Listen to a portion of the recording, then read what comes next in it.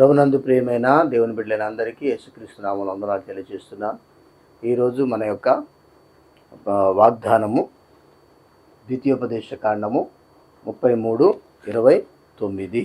ఇశ్రాయేలు నీ భాగ్యం ఎంత గొప్పది, నీ భాగ్యం ఎంత గొప్పది. యెహోవా రక్షించిన నిన్ను పోలిన వాడెవడు, యెహోవా రక్షించిన నిన్ను పోలిన వాడెవడు. ఆయన నీకు సహాయకరమైన కేడెము, నీకు ఔన్నత్యం కలిగించు ఖడ్గము, నీ శత్రువులు నీకు లోబడినట్లుగా వారు వేషము వేయుదురు, నువ్వు వారి ఉన్నత స్థలములను త్రొక్కుదువు. ఈరోజు మనకి ఇవ్వబడిన వాగ్దానం ఏంటంటే, ఆయన నీకు సహాయకమైన కేడెము, నీకు ఔన్నత్యమును కలిగించు ఖడ్గమై ఉన్నాడు. కాబట్టి దేవుడు మనకు ఎల్లప్పుడూ సహాయం చేసేటువంటి దేవుడుగా ఉంటున్నాడు. ఇక్కడే చూడండి 32వ అధ్యాయంలో 13వ వచనం. 32:13. భూమి యొక్క ఉన్నత స్థలముల మీద వారిని ఎక్కించెను, పొలముల పంటవానికి తినిపించెను, కొండబండ నుండి తేనెను, చెకుముకి రాతి బండ నుండి నూనెను అతనికి జుర్రించెను. దేవుడు ఎన్ని కార్యాలు తన పట్ల చేస్తూ వచ్చాడో. అలాగే ఈ విధంగా ఆయన మనకు ఔన్నత్యాన్ని కలిగించేవాడు, మనకు ఖడ్గమై ఉండేవాడు, మనకు కేడెమై ఉండేవాడు. కీర్తనలు 18:44. కీర్తనలు 18:44. నా మాట చెవిని పడగానే వారు నాకు విధేయులగుదురు. అన్యులు నాకు లోబడినట్లు నటించుదురు. ఇక్కడ దేవుని మాటకు వారు లోబడేవారుగా, దేవుని మాటకు లోబడేవారు ఉంటారు. కానీ అన్యులైతే ఏమన్నారు, దానికి నటించేవారుగా ఉంటుంటారు. మనం ఆ రీతిగా కాకుండా ఆయన ఔన్నత్యాన్ని పొందేవారంగా. 115వ కీర్తన 9వ చరణం. 115:9. ఇశ్రాయేలులారా యెహోవాను నమ్ముకొనుడి, ఆయనే వారికి వారికి కేడెము. దేవుని బిడ్డలకు సహాయమును ఆయనే, కేడెము కూడా ఆయనే. 144వ కీర్తన 15వ చరణం. 144:15. ఇట్టి స్థితి గల వారు ధన్యులు, యెహోవా తమకు దేవుడుగా గల జనులు ధన్యులు. కాబట్టి ధన్యత మనము యెహోవాను దేవుడిగా కలిగి ఉండటమే. ఇట్టి గొప్ప భాగ్యాన్ని మనము కలిగి ఉండటానికి ఎంతో ఆశీర్వాదాన్ని పొందవలసిన వారమంటే, కానీ మనం సంపాదించుకుంది కాదు, ఆయనే మనకి ఇచ్చాడు. చూడండి, ఇదే ద్వితీయోపదేశ కాండము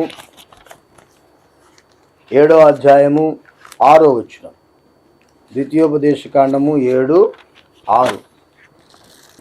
నీవు నీ దేవుడైన యెహోవాకు ప్రతిష్ఠిత జనము, నీ దేవుడైన యెహోవా భూమి మీద సమస్త జనముల కంటే ఎక్కువగా ఎంచి నిన్ను తనకు స్వకీయ జనముగా ఏర్పరచుకొనెను. కాబట్టి మనము దేవుని యొక్క స్వకీయ జనముగా మనం ఏర్పరచబడిన వారం. ఆయన ఏర్పరచుకున్నాడు. నిర్గమాకాండము 19:4వ వచనం. నిర్గమాకాండము 19వ అధ్యాయము 4వ వచనం. నేను ఐగుప్తులకు ఏమి చేసితినో గద్దరెక్కల మీద మోసి నా యొద్దకు చేర్చుకుంటేనో మీరు చూచితిరి. కాబట్టి దేవుడు మనకు కేడము, మనకు ఔన్నత్యము కలిగించేవాడు. ఆయన మనకు ఖడ్గమై ఉన్నాడు. అట్లా ఔన్నత్యాన్ని కలిగించే ఖడ్గము లాంటి వాడుగా ఉన్నాడు. ఆదికాండము 15:1. ఆదికాండము 15:1. ఇవి జరిగిన తర్వాత యెహోవా వాక్యం అబ్రహామునకు దర్శనమందు వచ్చి, అబ్రామా భయపడకుము, నేను నీకు కేడెము, నీ బహుమానం అత్యధికమగునని చెప్పాను. ఆయన మనకేంటన్నా కేడెమై ఉంటున్నాడు, మన బహుమానాన్ని అత్యధికం చేసేవాడని అబ్రాహాముకు చెప్పిన రీతిగా మనతో మాట్లాడుతున్నాడు. అలాగే కీర్తనలకు వెళ్ళిపోతే మనకు మంచి మాట ఇంకోటి కూడా కనబడుద్ది. 7వ అధ్యాయము 7వ కీర్తన 10వ వచనం. కీర్తనలు 7:10. దుష్టుల చెడుతనము మాన్పుము, నీతిగల వారిని స్థిరపరచుము, యథార్థ హృదయాలను రక్షించు దేవుడే నా కేడమును మోయువాడై ఉన్నాడు. 18:2 కూడా ఆయన ఏమైనాడో మనకు కనబడుతుంది. యెహోవా నా శైలము, నా కోట, నన్ను రక్షించువాడు, నా కేడము, నా రక్షణ శృంగము, నా ఉన్నత దుర్గము, నా దేవుడు, నేను ఆశ్రయించున్న నా దుర్గమై ఉన్నాడు. ఆఖరిగా ఇంకొక వచనం చూద్దాం. 28వ కీర్తన 7వ చరణము. యెహోవా నా ఆశ్రయము, నా కేడము, నా హృదయం ఆయన యందు నమ్మిక ఉంచెను గనుక నాకు సహాయము కలిగెను. కావున నా హృదయం ప్రహర్షించుచున్నది, కీర్తనలతో నేను ఆయనను స్తుతించుచున్నాను. కాబట్టి ఆ ఔన్నత్యాన్ని, ఆయన మనకి ఏమై ఉన్నాడో గుర్తించే వారంగా ఉంటే మనం దేవుణ్ణి స్తుతించబద్దులమై ఉంటున్నాం, మహిమపరచవలసిన వారమై ఉంటున్నాం. అట్టి కృపతో మనల్ని దేవుడు నింపునుగాక. ప్రేమగల తండ్రి, పరిశుద్ధాత్మ దేవా, నీకు స్తోత్రాలు నాయన. నీవు మాకు ఏమై ఉన్నావో స్పష్టపరుస్తూ వచ్చావు.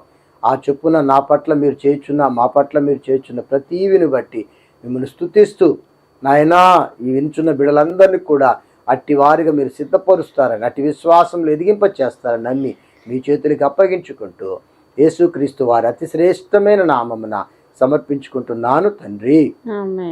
ఆమేన్.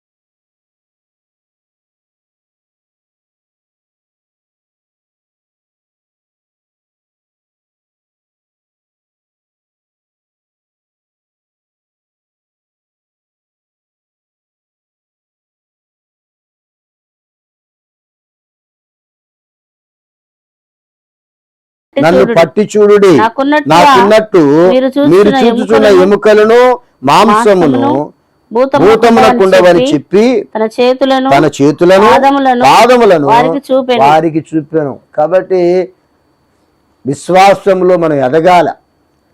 చూచి నమ్మిన వారి కంటే చూడక నమ్మిన వారు ధన్యులని వాక్యం చెప్తుంది. కాబట్టి ఇక్కడ వారు ఇంకనూ అభ్యంతర పడుతుంటే ఆయన చెప్తున్న మాట, నా చేతుల్లో, నా కాళ్ళల్లో, లేక నా ప్రక్కలో మీ చేతులు పెట్టి చూడండి అంటున్నాడు. కాబట్టి తను తాను ప్రత్యక్షపరచుకున్నప్పటికీ కూడా నమ్మశక్యం కాని పరిస్థితుల్లాగా మనము అవిశ్వాసులుగా ఉండిపోతూ ఉంటాం. అక్కడ నమ్మశక్యం కాని పరిస్థితులు లేవు, కానీ మనం పుట్టించుకుంటున్నాం. యోహాను సువార్త 14వ అధ్యాయము 27వ వచనం. యోహాను సువార్త 14:27. శాంతిని మీకు అనుగ్రహించి వెళ్ళుచున్నాను, నా శాంతిని మీకు అనుగ్రహించుచున్నాను. లోకమిచ్చినట్లు నేను మీకు అనుగ్రహించుట లేదు. మీ హృదయమును కలవరా పడనీయకుడి, వెరవా నీయకుడి. ఈ రోజుకి కూడా దేవుని వాగ్దానము మన పట్ల నెరవేరుతూనే ఉంది. కాబట్టి మన హృదయాల్లో కరవరం లేకుండా, నిలువరం లేకుండా, అంటే స్థిరత్వం లేకుండా ఉంటే సరిచేసుకోవటం ఎంతైనా అవసరం. దేవుడట్టి కృపతో మన్ని నింపి ఆశీర్వదించునుగాక. మీరిచ్చిన వాగ్దానాన్ని బట్టి స్తుతిస్తున్నాను. మీ రూకలు మాకు మీ దేవుడే ఇచ్చి ఉన్నాడని చెప్పేటువంటి పరిస్థితులు యాకోబు కుమారులు కల్పించావు.